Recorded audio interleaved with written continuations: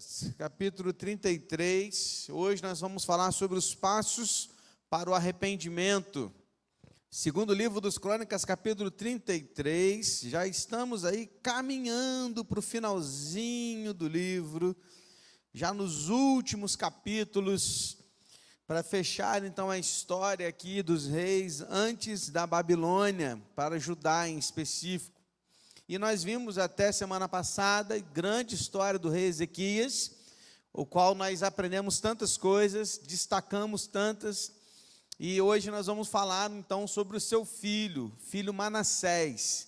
Manassés foi o rei que substituiu o rei Ezequias.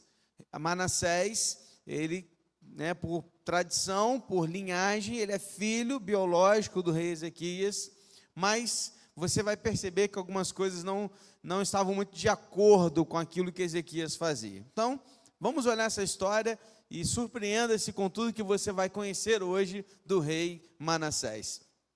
Primeiro versículo e segundo versículo dizem assim, olha: Manassés tinha 12 anos de idade quando começou a reinar e reinou 55 anos em Jerusalém.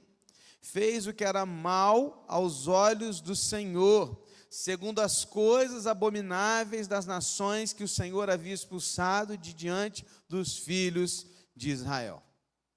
Irmãos, ao começar a falar sobre Manassés, alguns números são interessantes.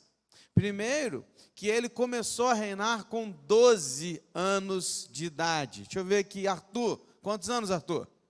14, ele era mais novo que o Arthur, que é o mais novo entre nós aqui agora nesse plenário. Ele tinha 12 anos de idade quando começou a reinar sobre Israel.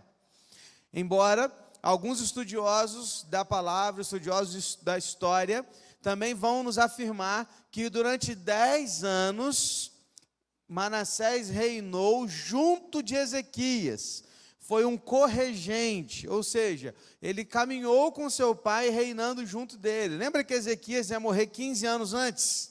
Lembra disso? Ou seja, nós estamos falando que Manassés, ele começou a reinar com 12 anos, ele começou a reinar com 12 quando seu pai tinha mais 10 anos de vida ainda. Então ele reinou 10 anos junto com Ezequias. Ou seja, ele pegou mesmo o trono sozinho com 22 anos, aí é com a minha idade. Pegou? Mais ou menos essa minha idade, assim, que ele pegou lá o trono. Então, ele começou a reinar com 22 anos de idade, sozinho, e por 10 anos ele reinou junto do seu pai, o rei Ezequias. Mas, uma coisa é muito interessante destacar, que o rei Manassés foi o rei com maior tempo de reinado sobre Judá. Você percebeu quantos anos ele reinou? 55 anos.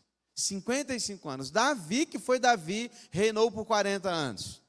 Então, o rei Manassés, ele reinou por 55 anos sobre Judá. Foi o maior tempo que um rei reinou sobre aquele tempo, sobre Judá, sobre Israel, sobre aquele reino ali do povo do nosso Deus. Então, esses números nos saltam já à mente, os olhos, e nos fazem pensar muito a respeito deles. Mas uma coisa também que nos chama a atenção aqui nessa introdução sobre o rei Manassés, é o fato dele não ter seguido os passos do seu pai. Porque nós vimos no decorrer da história de Ezequias, que ele foi um rei que caminhou segundo os passos de Davi. Foi um rei que fez o que agradava ao Senhor. Rei Ezequias, ele fez o que agradava a Deus, ele foi um bom rei. E Manassés, mesmo tendo reinado 10 anos junto do seu pai, foi um rei mau, um rei que não seguiu os passos do seu pai, mas diz o texto que ele seguiu os passos dos povos, das nações que Deus já havia expulsado das suas terras. Ele fez coisas abomináveis. O texto diz aqui que ele fez coisas abomináveis, segundo as nações que todas as outras nações pagãs haviam feito até aquele momento. Queridos, isso nos mostra uma coisa, que mesmo com um bom exemplo nos sendo dado, no final das contas, o que realmente importa é a escolha que tomamos diante das oportunidades que temos. Isso para pais e mães é ao mesmo tempo um alívio e uma preocupação, não é? Porque a gente faz assim, bom, a gente ensinou o caminho certo, mas vai chegar uma hora que os nossos filhos vão fazer as suas escolhas. O alívio daquele do tipo assim, eu fiz minha parte. Mas ao mesmo tempo do tipo, mas se eu pudesse, eu trazia esse menino para esse caminho aqui, né? Porque eu não está no caminho certo. Queria ele aqui de volta aqui nesse, porque a gente quer, que a gente sabe a importância e o valor de que os nossos filhos estejam no caminho do Senhor. Mas a grande questão é, vamos dar o exemplo. Nosso papel é dar o exemplo. O nosso papel é fazer a coisa certa. E vai chegar a hora que os nossos filhos e qualquer outros que caminham conosco, não só filhos, né? Mas pessoas, amigos, pessoas que cresceram juntos, eles vão tomar as suas decisões, vão fazer as suas escolhas. Mas é claro que a probabilidade destes seguirem o caminho daqueles que estão realmente fazendo a vontade de Deus é muito grande. Tem uma frase que eu gosto muito, em se tratando de filhos, que diz assim, que o nível da santidade dos filhos, ou eles sobem até o nível de santidade dos pais, ou ele desce até o nível de santidade dos pais. Ele geralmente acompanha aquilo que os pais estão fazendo.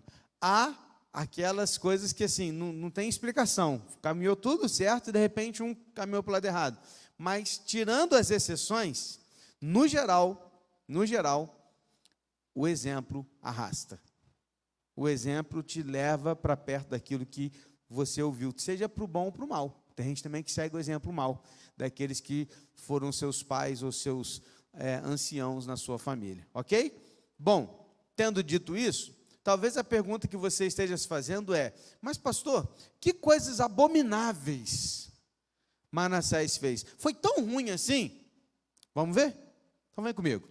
Versículo 3. Pois reconstruiu os lugares altos que Ezequias, seu pai, havia derrubado. Levantou altares aos Baalins, fez postes da deusa Azerá, prostrou-se diante de todo o exército dos céus e serviu. Você já viu um videozinho, um vídeo qualquer, não necessariamente um específico, mas um vídeo com alguém acaba de fazer uma calçada assim, novinha, linda. Aí vem um desavisado assim, sai pisando assim, estraga o serviço todinho, prontinho. Já viu o vídeo assim? Ou um animal, um cachorro que vai passando ali, e aí estraga o serviço todo que acabou de fazer. É isso que Manassés fez. Ezequias teve todo um trabalho para fazer, ele foi lá, tirou todos os ídolos, arrancou tudo do templo, derrubou todos os altares errados, colocou o povo de novo para adorar o Senhor, trouxe a Páscoa de volta, trouxe o povo para adorar o Senhor, trouxe os sacrifícios, implantou o dízimo, as ofertas, tudo bonito, funcionando. Aí vem Manassés, e ele reconstrói todos os altares dentro do templo, ele começa a fazer todos os altares aos Baalins, a deusa Azerá, ele começa a fazer tudo aquilo que o seu pai havia destruído. Manassés simplesmente começa a trazer tudo de volta para o povo de Judá. Ele trouxe toda essa adoração idólatra de volta para o meio do povo. Tudo que Ezequias havia construído, Manassés foi lá e destruiu tudo de novo. Mas só isso, pastor? Olha o versículo 4 e versículo 5. Edificou altares na casa do Senhor, a respeito da qual o Senhor tinha dito, em Jerusalém porei o meu nome para sempre. Também edificou altares a todo o exército dos céus nos 2 átrios da casa do Senhor. Lembra que Ezequias arrancou de dentro do templo os altares idólatras? Lembra disso? O que ele fez? Ele colocou tudo de volta. Ele começou a colocar de novo altares idólatras dentro do templo do Senhor. Não apenas no templo, mas no átrio. O que é o átrio? O átrio é o quintal lá do templo. O templo ficava no meio e havia um átrio. Então haviam 2 átrios, o interno e o externo. E ele foi colocando altares em todos esses lugares, inclusive aos anjos. Ele implantou em Judá adoração a anjos, porque o que você lê aí é o exércitos celestiais. O que são os exércitos celestiais? São os anjos. Então, Manassés, ele trouxe também para ajudar a adoração a anjos. E o cronista, ou seja, o autor de crônicas, ele declara isso aqui, ele deixa muito claro que o que ele fez aqui de violação com relação ao templo foi uma das piores coisas que ele poderia ter feito, porque ele profanou o templo que representava a santa presença de Deus no meio do povo. E isso trouxe sobre Judá uma ira do Senhor. A ira do Senhor estava sobre Judá por causa dessa atitude do rei Manassés. Aí quando você pensa assim, que ele já estragou tudo, vem o versículo 6. Ele queimou os seus filhos em sacrifício no vale de Ben-Rinom, adivinhava pelas nuvens, era agoureiro, praticava feitiçarias, tratava com médiuns e feiticeiros, fazia continuamente o que era mal aos olhos do Senhor para provocar a ira. Irmãos, quando você pensa que ele já fez de tudo errado, ele leva também os seus próprios filhos, crianças, e sacrifica os seus filhos aos ídolos. Ele queima os seus filhos nos altares dos ídolos, daqueles que exigiam crianças como sacrifício. Ele simplesmente, ele faz tudo aquilo que Deus abomina. Por isso eu disse no início que ele tomou práticas abomináveis. Ele começou a se envolver com feitiçaria, necromantes, pessoas que adivinhavam as coisas. E ele começou a entrar nessa onda desse espiritismo místico, de consultar estrelas, consultar astros. E ele trouxe isso tudo para dentro de Jerusalém, para dentro de Judá, e ele foi trazendo cada vez mais essas práticas idólatras. Aí você está assim, nossa pastor, mas que terrível, é terrível, igual você ficar consultando horóscopo. Ficar lá na revistinha, deixa eu ver o que eu tenho hoje. Para com isso, meu irmão, para com isso, varão, você é do Senhor, cara. Para com esse negócio de achar que tem anjo da guarda, sabe? Às vezes a gente critica essas coisas, a gente tem essas pequenas práticas. Que pastor, que abominável, não é abominável sacrificar crianças. E quando você apoia o aborto? É sacrifício de criança também, filho.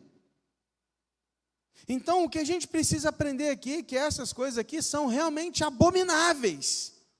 Mas muitas vezes elas são mascaradas. E elas, nessas máscaras, a gente vai achando normal. A gente começa a achar legal. O que tem? Só que tudo isso, querido, é abominável aos olhos do Senhor. Manassés fez tudo o que desagrada a Deus. Com isso, o texto diz que ele provocou o Senhor a ira. Aí olha o versículo 7 e 8, para a gente terminar essa listagem aqui. Também pôs a imagem de escultura do ídolo que tinha feito na casa de Deus, a respeito da qual Deus tinha dito a Davi, o seu filho Salomão: neste templo e em Jerusalém, que escolhi de todas as tribos de Israel, porei o meu nome para sempre, e não removerei mais o pé de Israel da terra que destinei aos seus pais, desde que eles tenham cuidado de fazer tudo o que lhes tenham mandado, conforme toda a lei, os estatutos e os juízos dados por meio de Moisés. Manassés, de tal modo, levou o povo de Judá e os moradores de Jerusalém a andarem errantes, que fizeram pior do que as nações que o Senhor tinha destruído de diante dos filhos de Israel. Que terrível ler isso, irmãos. Olha que horrível ler isso. Manassés e o povo de Jerusalém andaram errantes e fizeram pior do que as nações que o Senhor tinha destruído de diante dos filhos de Israel. essas nações que o Senhor tinha destruído de diante de Israel, muitas vezes a gente também romantiza muito. Tem muita gente que critica o Antigo Testamento, falando assim, como pôde Deus destruir um povo para trazer seu povo para dentro de Canaã? Querido, deixa eu te falar uma coisa, há registros históricos, comprovações históricas, comprovações de livros, comprovações não apenas da Bíblia não, tá? De que estes povos de que a Bíblia está citando aqui, eram povos terríveis, malditos, promíscuos, ímpios, um povo que sacrifica criança, meu irmão. Você está entendendo? Porque se houvesse alguma oportunidade, se houvesse uma chance de algum desses povos se arrependesse, Deus daria essa chance para o seu arrependimento, assim como ele fez com Raabe, por exemplo, daria. Mas aquele povo era um povo terrível. O texto está dizendo que Manassés, junto com o seu povo de Judá, estava praticando coisas piores que estes outros povos que um dia foram eliminados da terra por causa dos seus pecados terríveis. Meu irmão, eu fiquei pensando e olhando para esse texto enquanto estudava, eu fiquei pensando, misericórdia, Senhor, como pode o povo do Senhor ser dito a respeito dele que ele é pior que o povo pagão? E, irmãos, eu fiquei pensando e refletindo sobre isso. E sabe quantas vezes a gente olha para a vida nossa, do dia a dia, e a gente percebe que quantas vezes a prática de um cristão não se difere de um pagão. O nosso falar, o nosso palavreado, é terrível ouvir quantos cristãos que estão com suas bocas sujas de palavrão, que é normal para eles. Quando eu era moleque, se eu falasse uma palavra qualquer, que não fosse nem palavrão, mas que fosse próximo disso, meu irmão, eu tomava um tapão na boca, na hora, meu irmão. Podia estar em qualquer lugar. E a gente fala assim, como se fosse uma coisa natural. Nossas roupas não nos diferem mais dos ímpios. Nossas piadas, nossas conversas, nossas redes sociais, nossas fotos de stories e de publicações não nos diferem dos pagãos. Talvez seja até pior. E aí eu olho para esse texto e eu fico me perguntando e refletindo, onde vamos parar? Porque antes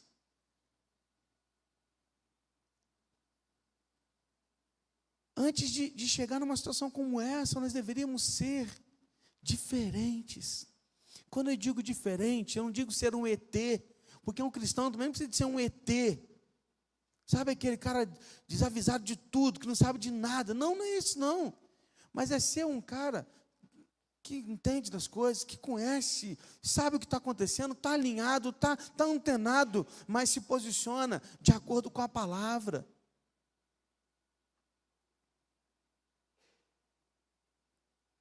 A verdade, queridos, é que cada vez mais nós, como igreja, não nos diferenciamos mais do mundo, e é uma pena dizer isso. Nem Bíblia mais para a igreja, muitas vezes a gente carrega. Antigamente éramos conhecidos como o povo do livro da capa preta, os Bíblias. E nem isso muitas vezes a gente faz mais. E muitas vezes por vergonha.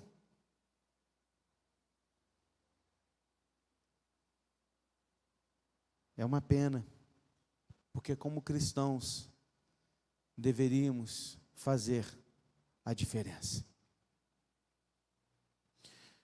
Mas há esperança, porque há tempo para o arrependimento. Vamos ver o que é que acontece? Qual que é o resultado disso? Vem comigo, versículos de 10 a 13. O Senhor falou a Manassés e ao seu povo, porém não lhe deram ouvidos.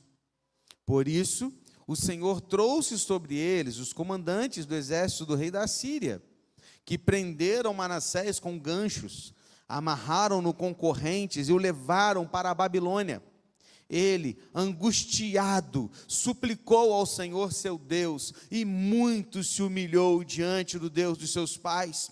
Orou ao Senhor, e o Senhor se tornou favorável para com ele. Atendeu-lhe a súplica e o fez voltar para Jerusalém, o seu reino. Então Manassés reconheceu que o Senhor é Deus. Glória a Deus. Passos para o arrependimento. Eu vou te mostrar 5 passos que acontecem aqui nesse trecho do versículo 10 ao versículo 13, que nos fazem pensar e refletir sobre o que nós podemos e como nós podemos lidar com as questões da vida em se tratando de arrependimento. Primeiro, Manassés, ele ignorou a advertência do Senhor. O primeiro versículo, versículo 10, diz que o Senhor falou a Manassés e ao seu povo, porém não lhe deram ouvidos. O primeiro passo é a advertência, irmãos. Deus advertiu o rei através dos profetas, a fim de que ele se arrependesse e mudasse de prática, porém ele não deu ouvidos. A primeira prática sempre é a advertência. Deus primeiro adverte. E ele adverte como? Ele adverte do púlpito, ele adverte na Bíblia, ele adverte numa conversa, ele adverte num aconselhamento, ele adverte numa oração. Ele tem várias maneiras de nos advertir, de nos fazer pensar e refletir na prática que temos tomado diante do Senhor e diante do mundo. E as advertências, elas vêm primeiro. Primeiro é a advertência. Como o pai cuidando do seu filho. Primeira coisa é a advertência. Não faz isso, estou te pedindo, não faz isso. A gente conta, né? A gente fala, já falei 3 vezes. Não é assim que a gente faz? 3 vezes, não vou repetir de novo, hein? A próxima vai ser no chinelo. A gente vai tentando aqui, ó, advertindo e tudo. Por quê? Porque a primeira prática é a advertência. Mas o texto diz que Manassés ignorou a advertência do Senhor. Presta atenção, meus irmãos. Deus tem nos advertido diariamente, semanalmente, sobre aquilo que nós devemos mudar. Presta atenção. Aproveite as advertências e mude antes do segundo passo. Sabe qual é o segundo passo? O segundo passo foi Manassés sendo levado cativo, como castigo de Deus.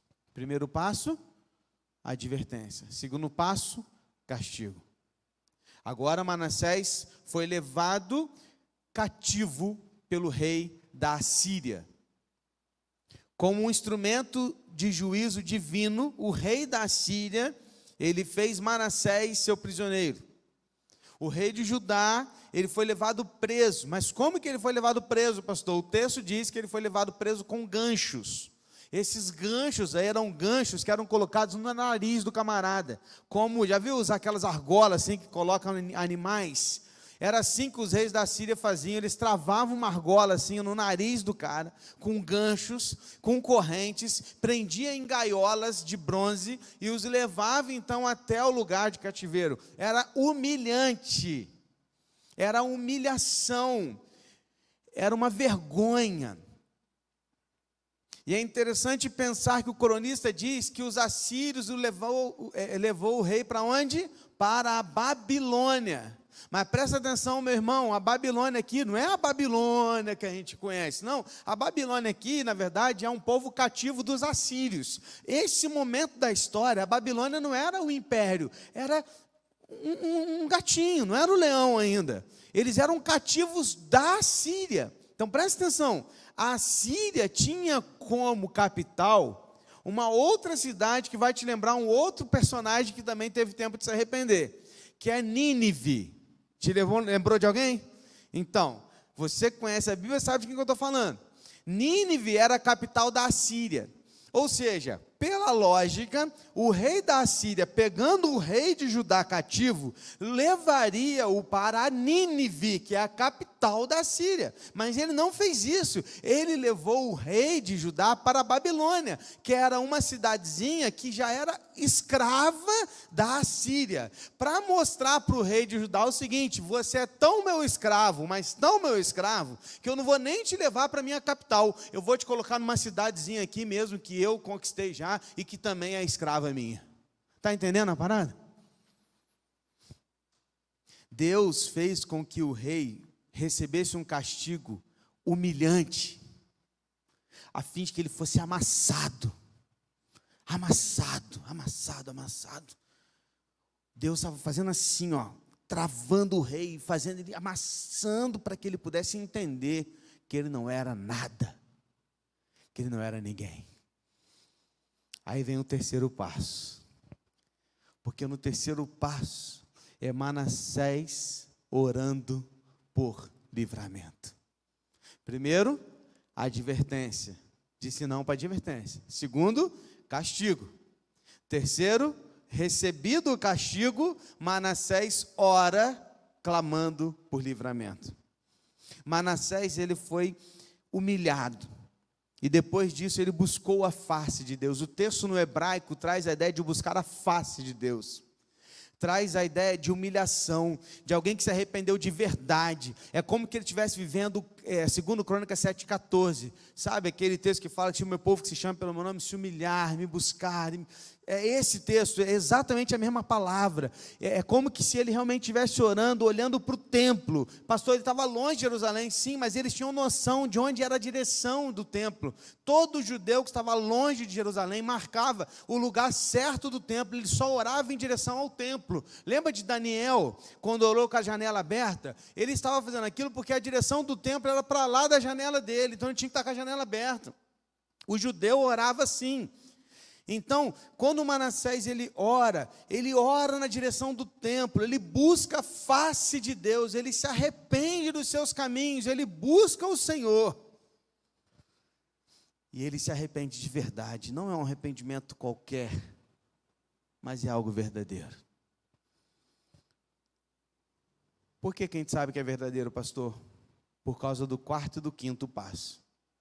Porque o quarto passo é Deus trazendo de volta para Jerusalém. Diz o texto que Deus ouviu a oração de Manassés e o fez voltar para Jerusalém. Presta atenção.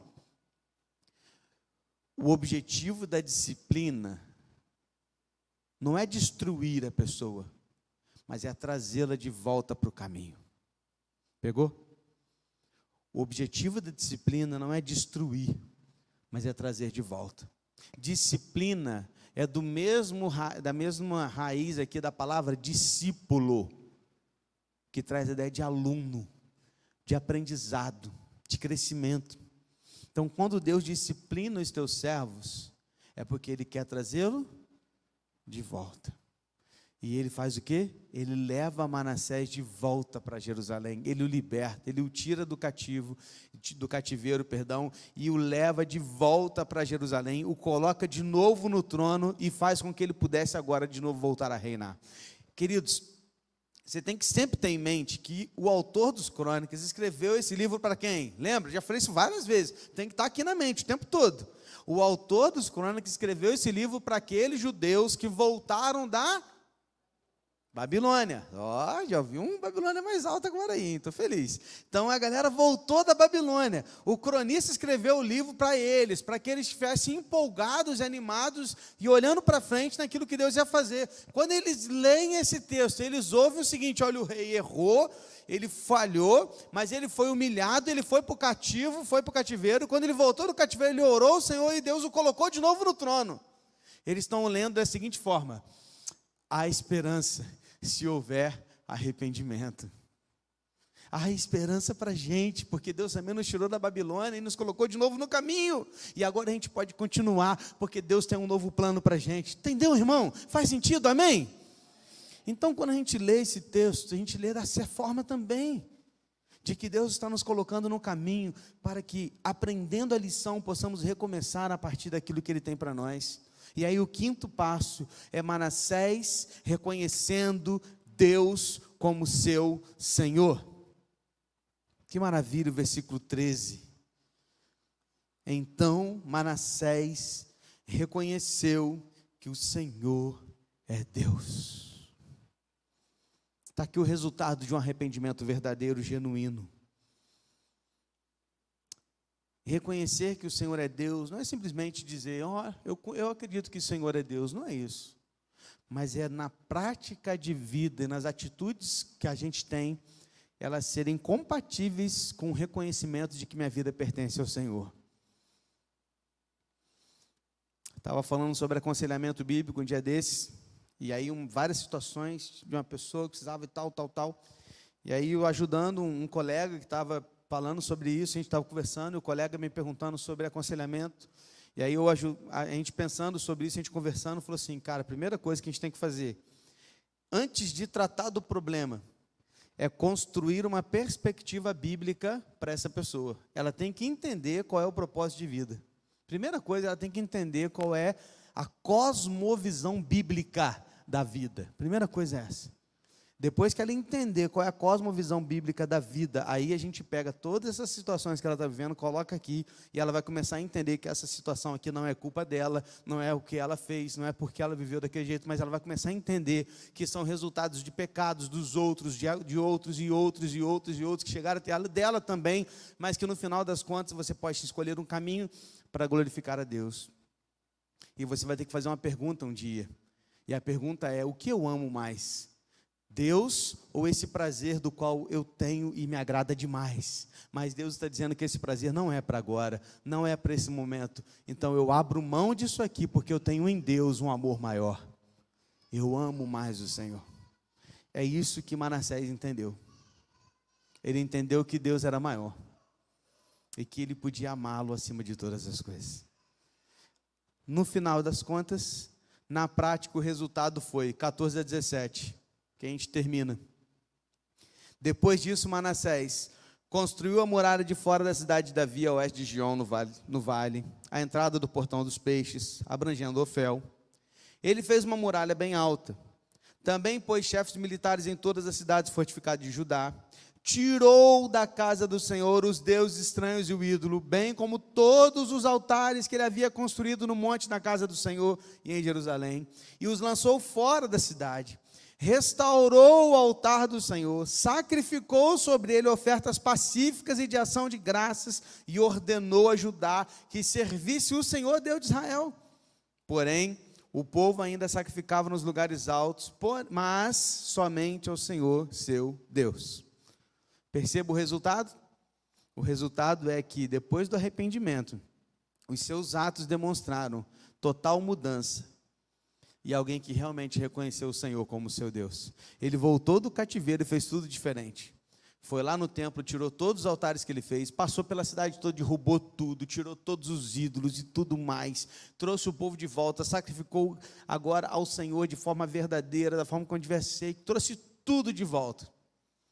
Porque um dia ele foi amassado, mas ele foi até o momento do seu arrependimento. E seu arrependimento foi real. Ele precisou ser amassado, mas valeu a pena. O pior é aquele que é amassado por Deus, e mesmo assim continua uma vida de pecado, de arrogância, que não se arrepende e não muda de atitude.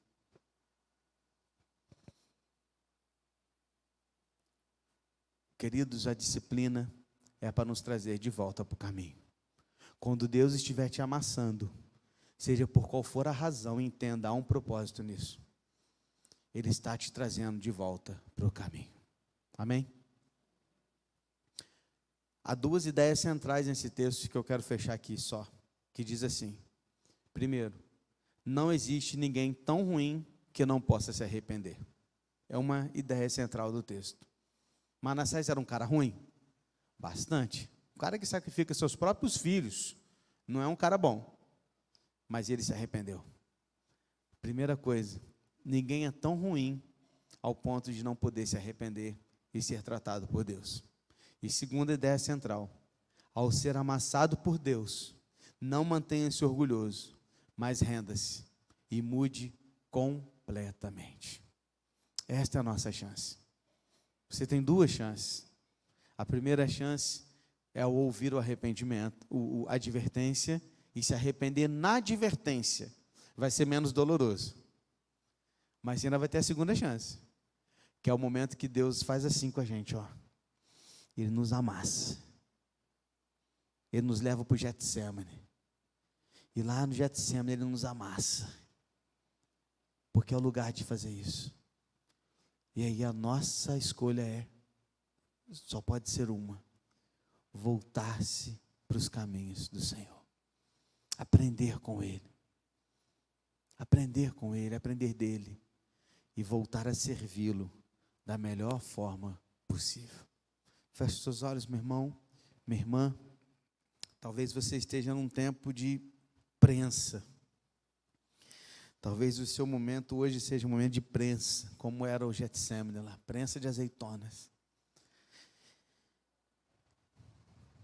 Mas, meu irmão, nesse tempo que talvez Deus esteja te amassando ou te advertindo, arrependa-se. Volte-se para o Senhor. Olhe para Ele. E por mais que ninguém entenda, ninguém precisa entender. Só você e Ele. Volte-se para Ele. Arrependa-se. Prostre-se diante dEle e fala: Senhor, olha, está duro, está difícil. Eu estou amassado aqui, Senhor, mas eu quero te servir. Quero estar ao seu lado. Por mais duro que esteja, eu não vou largar o Senhor, porque eu sei que vale a pena. Pai, eu quero colocar nossas vidas diante do Senhor.